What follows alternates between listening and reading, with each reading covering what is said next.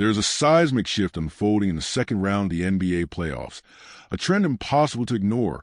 Road teams are not just surviving, they're seizing control. Tuesday night was a prime example of this growing pattern, with two thrilling contests that turned home court advantage into a mere illusion. In Cleveland, fans witnessed a comeback for the ages as the Indiana Pacers snatched victory from the jaws of defeat in the most improbable ways. Thanks to the late-game heroics of Tyrese Haliburton and the relentless effort of a team unwilling to fold. The Cleveland Cavaliers, played without key players Evan Mobley, Jarrett Allen, and DeAndre Hunter, still entered the night with firepower, and it was Donovan Mitchell who provided the initial spark. Mitchell set the tone early, delivering a thunderous dunk in the first quarter that seemed to announce his intent to carry the load. His first-half performance was electric.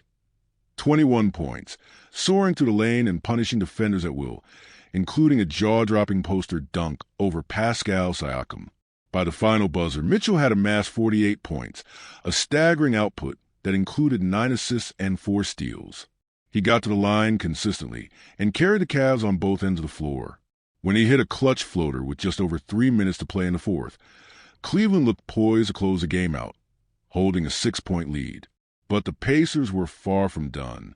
Aaron Nesmith, who finished with 23 points, kept Indiana within striking distance, including a ferocious putback dunk off a missed Siakam free throw with under a minute remaining. Then came a critical moment. With Cleveland inbounding, Mitchell was whistled for an offensive foul after catching Nesmith with an elbow. Though not ruled a flagrant upon review, the foul gave Indiana possession and belief. From there, chaos unfolded. Siakam sliced through the lane for a layup.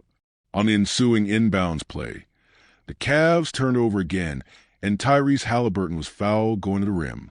He made one free throw, missed a second, then tracked down his own rebound. With poise beyond his years, Haliburton calmly stepped back and drained a cold-blooded three-pointer with just over a second to play, giving Indiana the improbable 1-point win.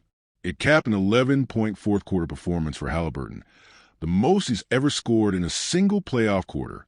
He finished with 19 points, but it was the timing of those buckets that made the difference. The Pacers had been down 7, with under a minute to play. This wasn't the first time they'd done it in these playoffs either. According to Elias Sports Bureau, out of 1,643 NBA playoff games in which a team trailed by at least 7 in the final minute, Indiana now holds 2 of the only 3 recorded wins since data began being tracked in 1998. They defied the odds twice in one postseason.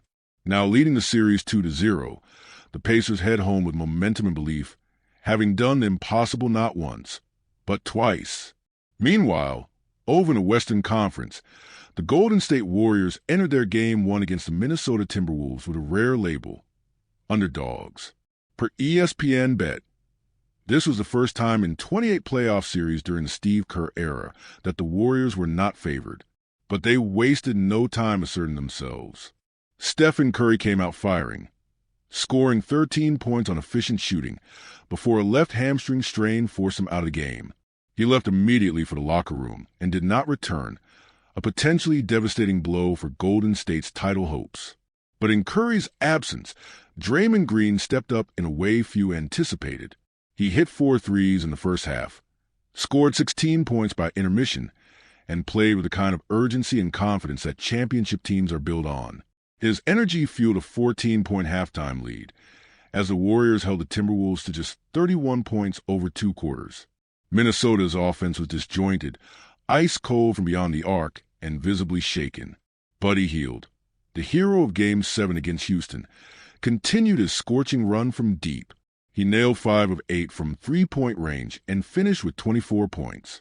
Over his last 2 playoff games, Hield has hit 14 threes, joining Steph Curry and Klay Thompson as the only Warriors to ever do so in a 2-game postseason stretch. His sharp shooting stretched the Timberwolves' defense to its limits and opened up the floor for others. Minnesota's offensive woes were historic.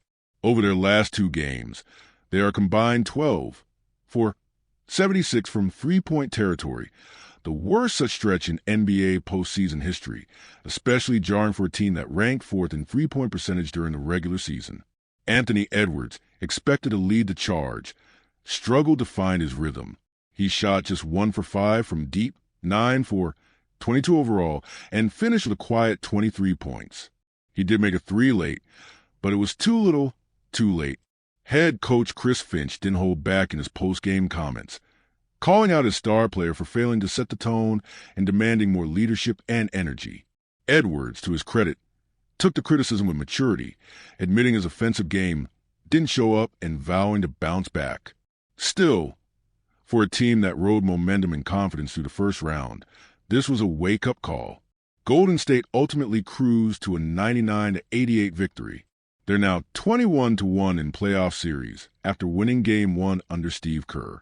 The Warriors will await the results of Curry's MRI with bated breath, knowing the future of their postseason run may hang in the balance. But if Tuesday night proved anything, it's that this team still knows how to win when it matters, and that road teams across the league are rising with a vengeance. The playoffs create legends and unexpected heroes every spring, and on this night, Tyrese Haliburton and Buddy Hield added their names to that list.